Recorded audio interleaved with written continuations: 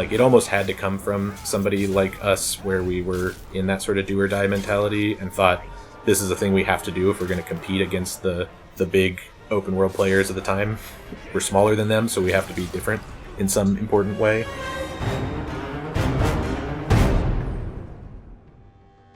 Hey, welcome back to Game Brain. My name's Don. Let me tell you a story. I'm playing a game called Middle-earth, Shadow of Mordor, and I've got this problem. This local orc captain called Asgrom the Hook's just been promoted to the top of the ranks and named War Chief. He's also got some bodyguards climbing the corporate orc ladder too, like Boobol the Filthy. So I figure it's about time now to show off some of my sick blue wraith powers and show them who's really in charge. So I sneak into their stronghold and meet them head on their own turf.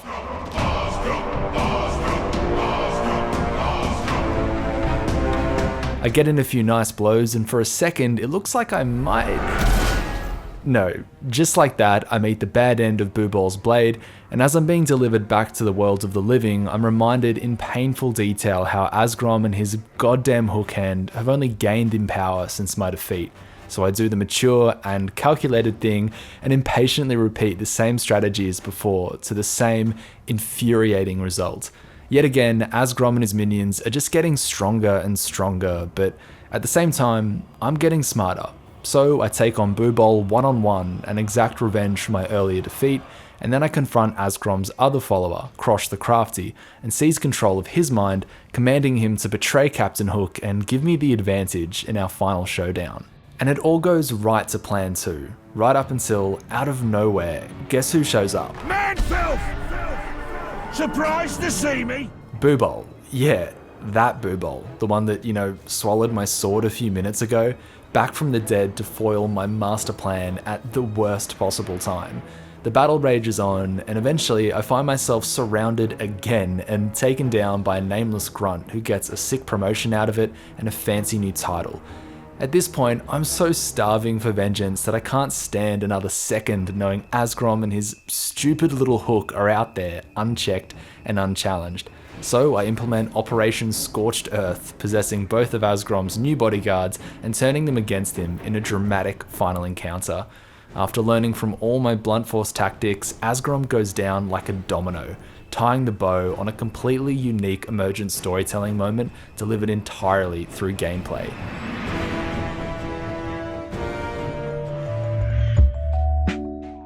Elaborate multi-stage stories like these aren't an accident in Shadow of Mordor. They're ordained by the design of the game's main mechanic, the Nemesis system, a flashy name that basically boils down to a hierarchy of orc captains and war chiefs that remember the player's actions and simultaneously allow the player to manipulate orcs to betray, ambush, and murder their fellow comrades. And I was curious to find out how the developers at Monolith Productions actually pulled this incredibly ambitious system off. So I interviewed the 3 lead designers who worked on Shadow of Mordor, and also some other developers from the project whose information I've used to make sure this video is as detailed and accurate as possible. But before we dive into the making of the Nemesis system, it's worth understanding why Shadow of Mordor was such an important game for Monolith.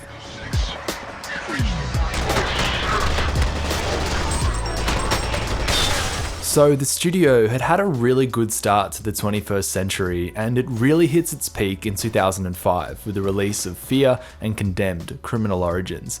But this success really starts to plateau in the following years with some good but not great sequels, and really hits rock bottom in 2012 with Gotham City Imposters and Guardians of Middle-earth. One was an online-only FPS with a unique take on the Batman license, and the other was a Lord of the Rings themed MOBA. And Shadow of Mordor's lead designer, Bob Roberts, recalls the failure of those 2 games as a pivotal turning point for the studio.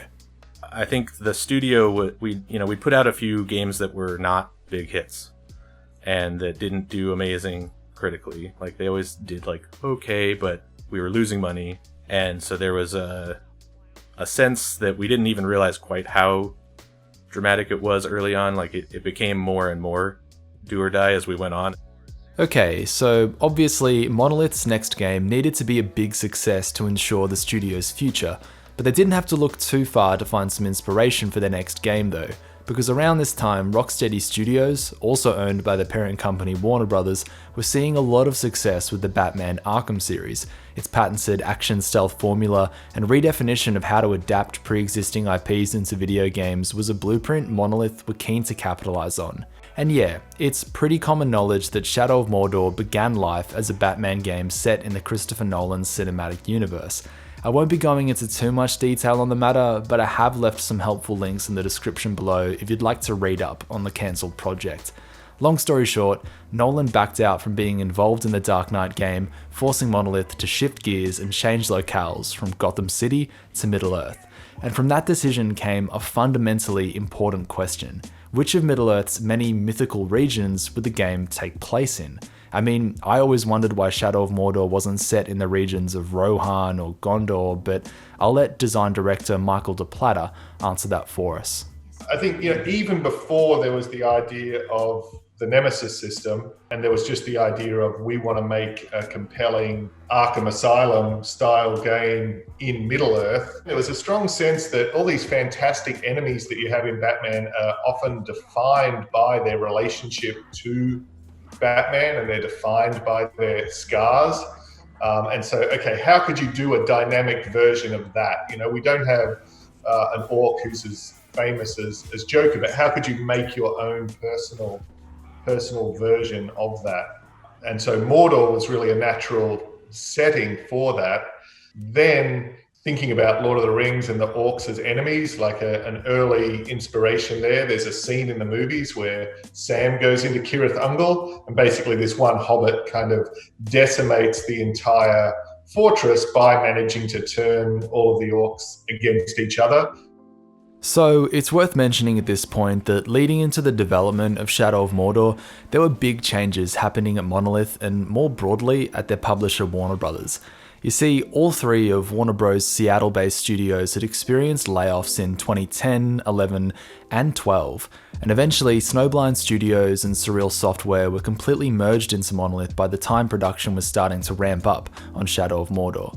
From what I understand, Warner Brothers did all of this to create one powerhouse Seattle-based developer to create big-budget AAA games that could compete with other massive international studios. But once the mergers and layoffs were done, another wave of change swept the studio. Because for a while up until this point, two teams had worked side by side at Monolith developing games separately. But after the lackluster reception of their two 2012 titles, it was decided the whole studio would merge together to work on one big game at a time. But Bob says there were some serious growing pains to the process. So the focus of the whole studio was like a big factor in making it achievable. But at the same time, you still had a lot of people who were skeptical. Like even some of the smartest, most talented people I worked with there when we made that transition were very rightfully nervous that we could do, our first open world, our first third-person action game in this space where we're competing against juggernauts that have 1,000-person teams across multiple continents, and we're a relatively small group. And then we're also trying to do some weird new systems on top of it. So we had a few people who left around that time, and I remember genuinely thinking, like, yeah, you guys are probably right.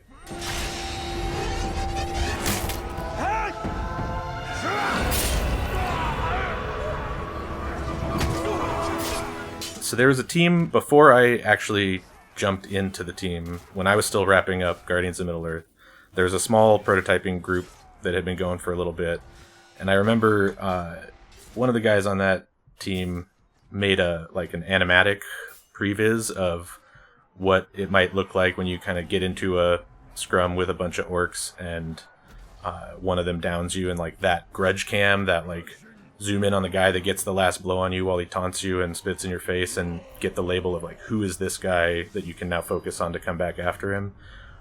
Like that animatic is like the only time I think in any game that I've made where something that early in the project, when you go back and look at it, is like almost shot for shot framing and everything like exactly what we shipped. Now I will be recognized as a true warrior. Well, that was a neat shot. Michael tells me that before landing at Monolith, he'd had a long career at EA, Sega, and Ubisoft, working on sports titles, the Total War series, and later on a variety of Tom Clancy games. He says the way that sports games and the Total War series were able to create unpredictable systemic storytelling was something he really wanted to try and pull off in a big action-adventure game. So Total War was very inspired by EA Sports at the beginning in terms of how it was structured, and it didn't have that emphasis on a linear story, which even back then when that started, most RTSs still did really have an emphasis on that kind of linear story. Kind of a big part of the vision of Total War was, how do we do the EA Sports of epic strategy and epic warfare? The other game that was a really big inspiration at the time was a driving game, was Burnout Revenge. It just had this amazing loop of, the enemy you're racing against takes you down, they're tagged, you hunt them down, you take them down, and the screen's just like boom, revenge. And it was just such a satisfying loop. So yeah, there were a lot of different inspirations, but from kind of all across all sorts of different games rather than specifically in our genre, I would say. As time went on, the design team was still talking constantly about how the Nemesis system would actually work in gameplay, and whether it'd even make it into the final game. An orc kills you, gets in your face and makes you really hate him, and you can just go back after him and kill him, which led to the mechanics like you have to revive, you can't rewind time for a checkpoint, time has to move forward. That became a really big early pillar that was really painful at times. There's people who throughout the team who are like, why can't we just rewind time? This makes all these problems so much easier. There's a lot of extra work you have to do when time has to keep moving forward. I think, early on, to be perfectly honest, like, not everybody on the team really recognized that anything was happening with the quote-unquote Nemesis system, that was just like enemy design. You could definitely find people throughout the team, throughout the project, who thought, yeah, but that's just one of the many features that might just get cut along the way, it's not that important. The procedural nature of the system was also starting to come together at this point, with enemy variants eventually split between 5 types of orcs, with a pool of different aesthetic features that when scrambled and reassembled would give each nemesis a unique personality and role within orc society. None of the developers could actually give me even a ballpark figure of how many combinations of nemesis there are, but one developer did estimate there are as many as 27,000 lines of dialogue for the orcs alone. Oh, they'll reward me for this. Maybe even a promotion. As it became clear that the Nemesis system would not only make it into the final game, but be the flagship feature for the whole project, lead systems designer Chris Hoagie became the main developer responsible for overseeing work on the system to make sure it got some much needed TLC. But spearheading the development of such a complicated system brought with it a lot of debate among the team. It was well established by this point that the revenge loop would be the engine powering the Nemesis system, but there were still reservations about how specific the enemy AI's memory should be. I remember specific arguments I'm having with other team members, and they would challenge us and say, do we really need to record the line that says, you thought I died because a Karagor killed me, but here I am? Why couldn't we just generalize and say, you thought I died by a beast, or just that I died? We would have to argue, well, maybe it's important, or maybe that will trigger something in the player's memory. And some of the really obscure stuff, like you've killed me 3 times, and I've killed you 2 times before, and this will be the final time. Like, getting specific like that is really rare, and then maybe the player won't hear the line. And so the argument is not how likely will the line be, and therefore we should develop it. It should be how impactful is the line, and therefore we should develop it. It's a different way of thinking, I think. You're stubborn.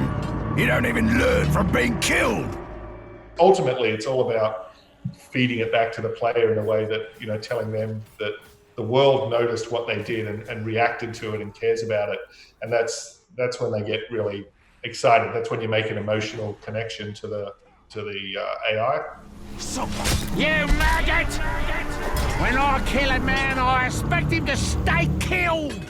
Remember earlier when I branded that orc captain and forced him to turn against his own war chief? Well, in a follow-up email, Michael mentioned that the branding mechanic was in place pretty early in Shadow of Mordor's development. But he says there were a few conversations within the team about whether they should limit how many captains and war chiefs you could have branded at once, but it was eventually decided to remove any limitations on the ability to make sure the player felt as powerful as possible. And so we arrive in late 2013, where Monolith was ready to reveal Shadow of Mordor and the Nemesis system to the rest of the world.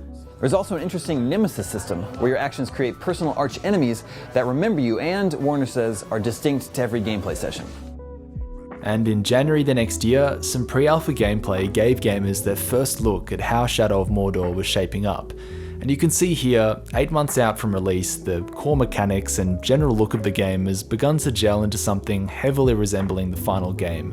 And although games journalists were quick to point out how similar Shadow of Mordor looked to its contemporaries, the Nemesis system was clearly standing out as the game's most interesting feature. I noticed very strongly at the beginning of the game was that there were some visual similarities to Assassin's Creed. Even with its similarities to games like Assassin's Creed and the Arkham games, the Wraith system alone seems to make this game stand out as something quite unique. So by this point, E3 2014 is right around the corner, and the devs at Monolith are gearing up for Shadow of Mordor's first and only showcase at the trade show, a huge opportunity to get some publicity and generate public interest in the game before its slated release later that year. But for Bob, the lead designer, it was a bittersweet moment for the studio. Going into like the E3 when we really revealed everything and had our first like press demos and stuff was a real sense that like this is kind of the last hurrah, maybe Monolith gets closed after this kind of feeling. But then we got so much attention and positive press and buzz around E3 that it was like just spinning on its heels and like back to like, no wait, maybe we have something here. It was a crazy time. Actually, it wasn't until we got to E3 and we started to get real users in there and real reactions, and it confirmed our suspicions, which is, I think this is going to be fantastic. And then people were saying, this is fantastic. And then we're like, yes, it is fantastic. We were right. But it wasn't clear. It really wasn't clear for a long, long time. Shadow of Mordor's E3 showcase restored faith within Monolith that the game could be a success and keep the studio afloat. It didn't take home any high-profile Best of Show awards from the major media outlets, but internally it was a massive morale boost that had propelled the developers towards the finish line. And after returning from E3, the developers began fine-tuning a number of important details on the Nemesis system. Most importantly was the final rendition of the system's user interface, a visualization of the complex social hierarchy of Mordor's orcs as they rise and fall through the ranks. Michael and Chris told me that the UI was originally just a 2D lineup, similar to what you'd see here in an NBA 2K game or Assassin's Creed Odyssey, but it didn't take long before that changed. When we started working on the demo for the game, the first thing which we released, which was the first time we introduced Ratbag, this orc in that run through, and we got to the middle of that demo and we really wanted to illustrate the orc hierarchy, and we just knew we had to do something that highlighted these amazing 3D characters and their personalities and their relationships. It was very expensive ultimately to support and maintain, and I think in some ways it's not as clear as if it had been 2D, but it was really worth it. We really had to make, we couldn't have you going and looking at the hierarchy and feeling like you were leaving the world of the orcs and these characters and your relationships. Like, it had to still feel like you were having a connection with them as characters. There was some great discussions as a team around showing battle reports, which have their benefits and disadvantages. We were a little bit inspired by the Star Wars chess game where Chewbacca, and you're playing with those little holograms. So the idea that here are these little figures and they're like having a quick fight, but then early iterations of that, it was way too slow. And we were like, no, it has to be snappy. This is boring. We got to get through this as fast as possible. So we just want to show a quick orc is changing positions. So somebody died. They have their own life going on in the background. Yeah, it's all coming back to me now. There's so many challenges that came out of that decision. Even just things like managing memory in the engine, because now you have to be able to show all of these different possible orcs all at once, or what's the right number of orcs to have within a region so that you're meeting them often enough, but we have to be able to fit them all on one screen. So sometimes a decision like that can really have knock-on effects to absolutely everything. I will kill you again and again. By the time people other than the developers at Monolith started playing pre-release builds of Shadow of Mordor, it became pretty clear the devs' insistence on creating a strong revenge loop with the orc captains was way too unbalanced for it to be fun. But that comedically brutal period of playtesting also led to the creation of one of the Nemesis system's defining features. The playtesting was really challenging because we made a game that's at its best if you fail just enough. Like the worst, the people who have the worst time with the game are the ones who never lose, because early testing, we often had that problem with the loop of the most casual players would die to an orc who would become more powerful and then seek them out and then kill them and then become more powerful and then seek them out and then kill them. So it's just like the game was just relentlessly crushing people, which we also always found somewhat fun to watch during the tests, but ultimately, what wasn't what we needed for the final experience. And that led to a lot of focus on the idea of orcs having their strengths and weaknesses. So ultimately, it doesn't matter how tough they are, there's always going to be a way for you to take them down. So it was sort of striking this balance. If we wanted players to, if they just kind of beat their head against a problem and were really skillful, they could win. But also, we had no problem with if you either go and put effort into making yourself more powerful, or you go to effort to get intel and learn how orcs' weaknesses and use them, it was fine for the game to become ridiculously easy. Like we put a lot of control over the difficulty in the player's hands, and we didn't mind if you became overpowered for a situation.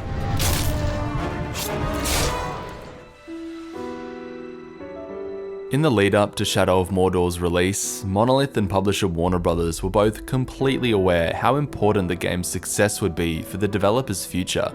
The team at Monolith had rolled the dice on the studio's first ever open world title, debuting with a quirky and unconventional procedural enemy system in a market already saturated by sandbox games. But on the 30th of September 2014, they rolled those dice and waited to see what happened next. What's great about Shadow of Mordor isn't that it gives you so much to do, though, but that it finds a way to be unique, even though it's superficially so similar to another game. Who would have thought that Mordor could be such an inviting place to explore? I was surprised by how well it integrates its excellent combat with rewarding feedback and progression, not just for me, but also my enemies. I've had many more memorable and unpredictable battles with its randomized war chiefs and captains than I did with the scripted campaign missions, and I expect those to keep on coming.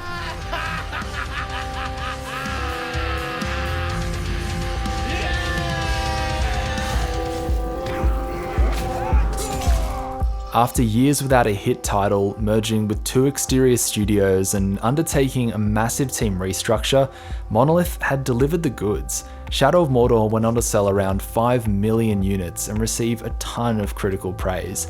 It was also lucky to release within the first year of a next-gen console cycle, with few other titles showcasing the potential of the freshly minted PlayStation 4 and Xbox One, which helped it stand out among other games stumbling to gracefully transition to the new technology.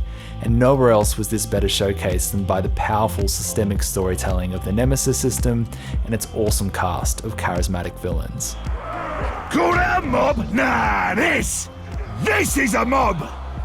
I will build a monument to this battle from your bones! Like, it almost had to come from somebody like us, where we were in that sort of do or die mentality and thought, this is a thing we have to do if we're going to compete against the big open world players at the time. We're smaller than them, so we have to be different in some important way. Middle-earth Shadow of Mordor is GameSpot's Game of the Year for 2014. It was amazing. Like, it was because we were such underdogs as well. So we're underdogs, we're doing something in a new genre that we've never done before. We've sort of come together as a team, bringing together, people from Snowblind and Monolith and combining these teams. And so we very much knew that it was kind of all or nothing with that game. Like if it hadn't been a hit, it wouldn't have been awesome.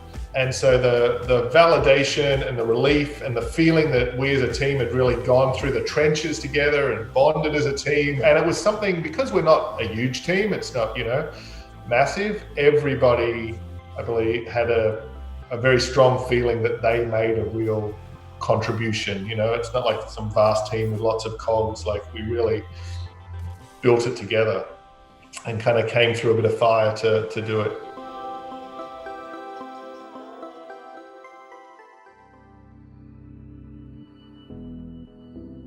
So it's 2020, say a developer comes to you and says, Michael, Chris, I've got this great idea. I'm going to use a Nemesis system in my new game, big AAA open world adventure game.